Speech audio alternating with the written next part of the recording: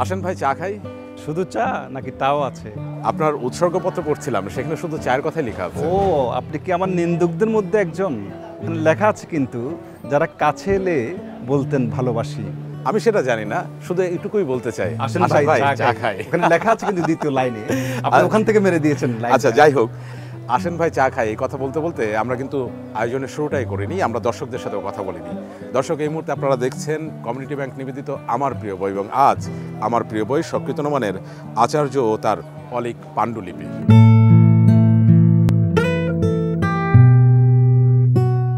আপনার সাথে যে মূল কথায় আসি সেটা হচ্ছে যে এই যে বইটি উৎসর্গ করলেন, আপনি কেন নিন্দুকগণকে উৎসর্গ করলেন? কারণ আমি অতীতে আমার অনেক নিন্দুকের মুখোমুখি হয়েছি, যারা আমাকে কারণে কিংবা অকারণে নিন্দা করেন।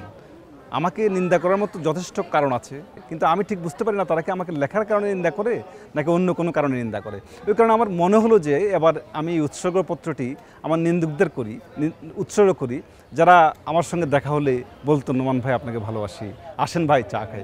এই বইটি নোমান ভাই হাতে নেওয়ার সাথে সাথে কেমন যেন একটা গা ছমছমে ভাব আমার ভিতরে কাজ করছে, কারণটা কি? কারণটা হচ্ছে, এই বইয়ের ভূমিকা লিখছেন একটি অশরীরী আত্মা, যিনি 17 বছর আগে মারা গেছেন। উপন্যাসের প্রধান চরিত্র মীর আশরার জামান তার নাম, তিনি বিখ্যাত লেখক ছিলেন।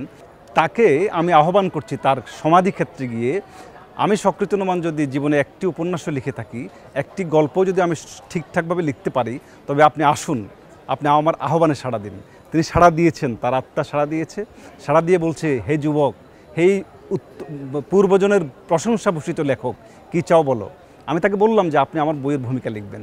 বললো যে এই বইয়ের ভূমিকা লিখলে কি মানুষ বিশ্বাস করবে? আমি তো 17 বছর আগে মারা গেছি। আমি বললাম যে বাঙালি বিশ্বাস করে রবীন্দ্রনাথ নজরুলের লেখা চুরি করে নোবেল পেয়েছেন, লালনের গান চুরি করেছেন, পদ্মা সেতুর গোড়ায় অসংখ্য শিশুকে বলে দেওয়া হয়েছে, বাঙালি বিশ্বাস করে। আপনি যদি এই বইয়ের ভূমিকা লেখেন, কেউ তদন্ত করে দেখবে না আপনি 17 বছর আগে যে মারা গেছেন। শুরুতে লিখেছেন যে এই উপন্যাস যারা পড়বেন তারা 3 ভাগে বিভক্ত হবেন। কেউ হয়তো আপনার মুণ্ডুপাত করবেন, কেউ হয়তো প্রশংসা করবেন, আর একটি দল হয়তো নীরব থাকবেন। এই কথাটি বলার কারণ কি? কারণটা হচ্ছে, এই উপন্যাসের অধিকাংশ চরিত্রকেই কোনো পাঠক হয়তো চিনতে পারবেন, বাস্তবতার সঙ্গে গুলিয়ে ফেলতে পারেন।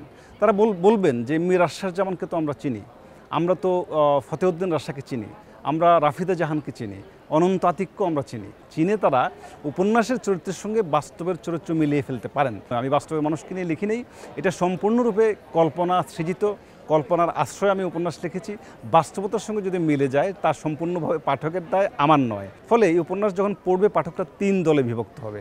একদল নীরব থাকবে, যেমন আমার নিন্দুকরা নীরব থাকতেও পারে, আবার এই নিন্দুকদের একটা দল হয়তো আমার মুণ্ডুপাত করতেও পারে, আবার যারা সত্যিকারের আমার পাঠক তারা হয়তো বলবে শকৃতনমান হয়তো এতদিনে একটি সত্যিকারের উপন্যাস লিখতে সক্ষম হয়েছে।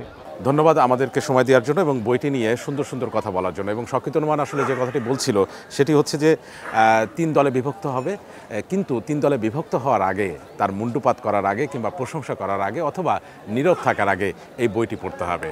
এবং আমার প্রিয় বই হয়ে উঠুক সবার প্রিয় বই। দেখা হবে নিশ্চয়ই আগামী পর্বে।